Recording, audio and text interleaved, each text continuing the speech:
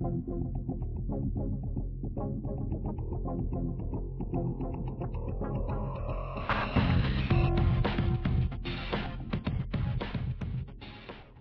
again, I'm Rodney Reynolds and welcome to another video review. Today I'm looking at the Soyo Graphite 22-inch LCD high-definition TV. What's included is a user's manual, a full-featured remote control, 2 AAA batteries, and the power cord. Let me first cover the screen specifications. This LCD high-definition TV is 22 inches wide. The aspect ratio is 16:10. Comes with a 3D filter. It has a resolution of 1680 by 1050 and capable of 480IP, 720IP, or 1080i. The contrast ratio is 1000:1. The horizontal viewing angle is 170 degrees and the vertical viewing angle is 160 degrees. The response time is 2 milliseconds. The brightness is 300 nits. It has 16.7 million colors, a NTSC ATSC tuner, and it consumes a maximum of 60 watts. So what's HDTV? Simply put, it's a high-definition technology that's capable of delivering a much clearer picture and better audio than current analog broadcasts. This diagram shows the standard NTSC or PAL 480 lines in comparison to HD 720 and 1080 lines. High-definition TV also carries with it 6-speaker audio as opposed to 2-speaker stereo audio. There are 2 common HD TV options, plasma and LCD. Plasma has been around a little longer than LCD, so it's a little bit more mature. Plasma screens use a phosphor coating like tube TVs, so they produce more true-to-life colors and have a better viewing angle. The disadvantage to plasma is burn-in. They are fairly heavy and can be very expensive. Being a gamer, I'd personally rule them out because of burn-in and go with a liquid crystal display. LCDs now produce excellent color, have great viewing angles, are lightweight, and much more affordable. There are a few important things to remember before selecting a high-definition TV. First, decide on the size. Smaller HD TVs around 22 inches are excellent for small rooms, but for a home entertainment setup, go with a high-definition TV that's 42 inches or larger. Second, the display resolution should be at 720p or 1080i, but preferably 1080p. The P stands for progressive scan, and the I stands for interlaced scan. Progressive scanning displays stores or transmits moving images, so all the lines of each frame are drawn sequentially. Interlaced scan is where the odd lines, then the even lines, are drawn alternatively. Progressive scanning is much better because you don't get the interline Twitter effect. This high-definition TV has a maximum resolution of 1080i. Third, the response time should be at least 8 milliseconds, preferably 4 milliseconds or better. This is to avoid ghosting or motion blur. Ghosting happens when the pixels creating the image takes too long to switch on and off, creating a blurred or distorted effect. This is most apparent during intense motion, but thankfully most new displays don't have this problem. This high-definition TV has a response time of 2 milliseconds. Fourth, be sure the display is bright enough. I'd recommend a display that's 300 nits, but preferably 450 nits or better. This will result in a much clearer overall image and more true-to-life color. This high-definition TV has a brightness of 300 nits. Fifth, make sure the contrast ratio is at least 500:1, but the higher, the better. And by the way, contrast ratio is the ratio of luminance of the brightest color to the darkest color. Most new displays are capable of 5,000:1 or better. This high-definition TV has a contrast ratio of 1,000:1.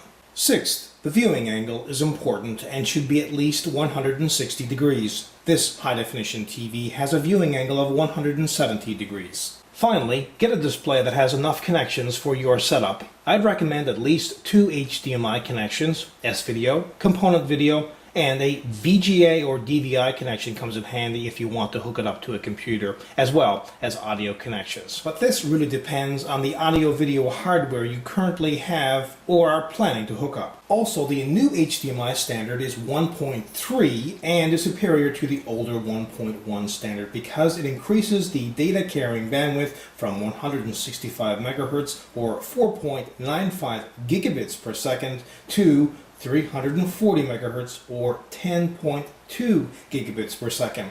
This extra bandwidth will result in better picture and sound. Now let's have a closer look at this high definition TV. At the front are two 10-watt speakers, and in the center is a blue LED. This LED is blue when the display is off, and the LED turns off when the display is turned on. This is great because having LEDs on while watching TV or movies is very distracting. At the top are the function keys: channel up and down, volume increase or decrease, video source, menu, and the power button. At the back of the display there are lots of ventilation holes, a very convenient handle, the model number, serial number, and other information. Also note that the stand can be removed so it can be mounted on the wall using an optional VESA mount. Here's the 3.5mm PC audio input, VGA port, composite video and audio, S-video, HDMI, and the cable antenna connection. And here's where the power cord gets connected. The menu keys will bring up the on-screen menu, which enables the user to adjust the picture quality, and you've got a couple of modes here: personal, standard, dynamic, soft. You can adjust the contrast, brightness, sharpness, tint, and color.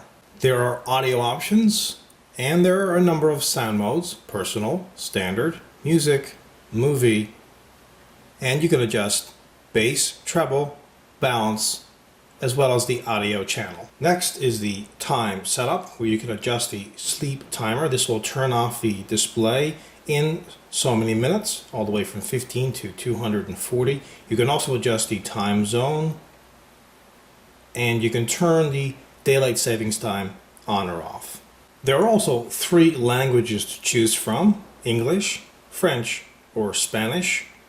You can turn the transparency on or off. The color modes are normal, warm, cool.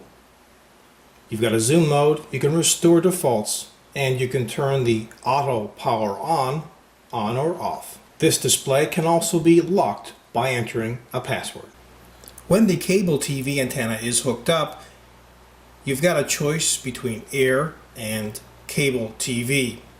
You can do an auto scan, there's favorites, you can show and hide different channels, your channel number, and you can also label the channels. I personally have a 42-inch LCD high-definition TV, which I find an excellent size for watching TV, movies, and gaming in my particular room. As you can see to the right, the 22 inch is obviously much smaller than the 42-inch, but is really meant for a different room size, like a bedroom or dorm. Let me power off the LCD and then on again, so you can get some idea how long it takes to power on. Some LCD TVs take a considerable amount of time to power up and then detect the signal. This one's not too bad. I have it hooked up to Rogers high definition TV and watching the movie network. As you can see, the picture quality is very good even with the default calibration. If you're in the market for a smaller LCD high-definition TV and you want to have really good picture quality, but it has to be affordable, then I would strongly recommend you check this product out.